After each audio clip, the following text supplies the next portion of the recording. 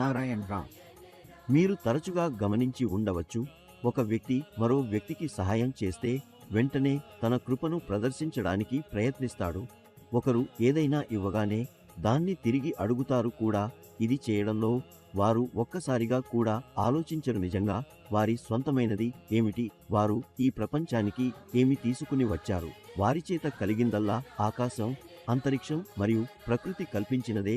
వారి స్వంతమైనది ఏమిటి, దాన్ని తిరిగి అడగడమో లేదా వారి కృపను చూపడమో ఎందుకు? ప్రకృతి మనకు అన్నీ ఇచ్చింది. ప్రకృతి ఏదైనా తిరిగి కోరుతుందా?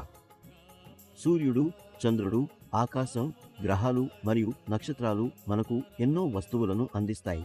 అవి ఏదైనా తిరిగి ఇవ్వమని అడుగుతాయా లేదా మనపై రుణం ఉండాలని అనిపిస్తాయా? భూమి మన తల్లి, సూర్యుడు మన తండ్రి, మనకు శక్తిని మరియు శక్తిని అందిస్తాడు. మనుషుల ప్రవర్తనే విభజనలను మరియు వివక్షతలను సృష్టిస్తుంది, ఒకరిని మరొకరితో విభజిస్తుంది.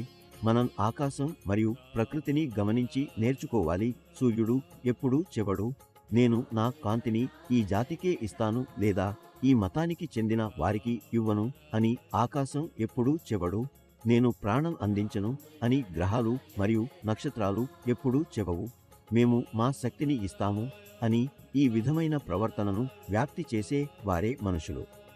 మనమందరం సూర్యుడు, ఆకాశం మరియు గ్రహాలను ఆదర్శంగా తీసుకోవాలి మరియు వారి విధానాన్ని అనుసరించాలి. దాంతో భూమిపై నివసించే మనుషుల్లో ప్రేమ మరియు ఐక్యతను పెంచుకోవచ్చు.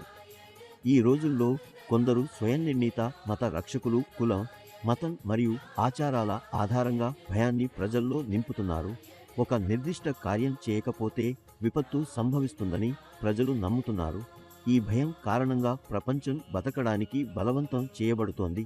మందిరంలో కొన్ని కార్యాలు చేయకపోతే ఏదో చెడు జరుగుతుంది అనే నమ్మకాలు కొందరి ప్రేరణతో ప్రజల మదిలో చోటు చేసుకున్నాయి. అందువల్ల ప్రజలకు నిజాన్ని తెలియజేయాల్సిన సమయం వచ్చింది.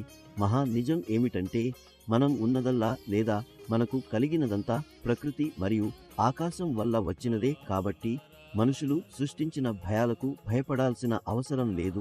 అవసరం ఇంట్రస్పెక్షన్, ఆత్మపరిశీలన, అంతరాత్మ యొక్క స్వరాన్ని వినడం మరియు మనసాక్షి యొక్క మార్గదర్శకత్వాన్ని అనుసరించడంలో ఉంది. మీరు జీవితంలో ఏ పని చేసినా మీ మనసాక్షి ఎప్పుడూ మీకు సరైన దిశలోనే మార్గనిర్దేశనం చేస్తుంది. కాబట్టి ఎల్లప్పుడూ మీ మనసాక్షిని వినండి, అంతరంగ స్వరాన్ని గౌరవించండి. ఈ రోజుల్లో ప్రతి వ్యక్తి ఆనందం మరియు శాంతిని వెతుకుతూ గడుపుతున్నారు. దీనికోసం మనం అన్ని వైపులా తిరుగుతాము, కానీ ఈ ఆనందం మరియు శాంతి మన అంతరంగంలోనే ఉంది అని మరిచిపోతాం. రామ్ నారాయణ్ రామ్ అనే పేరుతో మనల్ని మనం కలుపుకుంటే నిజమైన ఆనందం అనుభూతి చెందుతాం. రామ్ నారాయణ్ రామ్ అనే పేరులో మొత్తం బ్రహ్మాండం ఉంది. ఈ పేరు మన జీవితాన్ని పూర్తిగా మార్చగలదు.